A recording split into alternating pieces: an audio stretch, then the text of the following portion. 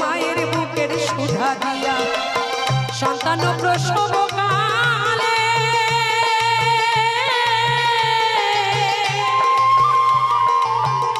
মায়ের বুক ভেসে যায় নয়ন জলে গো ও মা সন্তানের নিয়া বুকে ভোলে প্রসবে যন্ত্রণা। তাই না মা?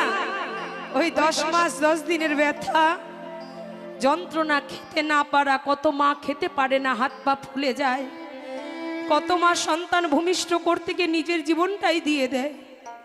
কিন্তু যারা বেঁচে থাকে যখন সন্তানের ওই মুখটা দেখে সকল বেদনা ভুলে যায়।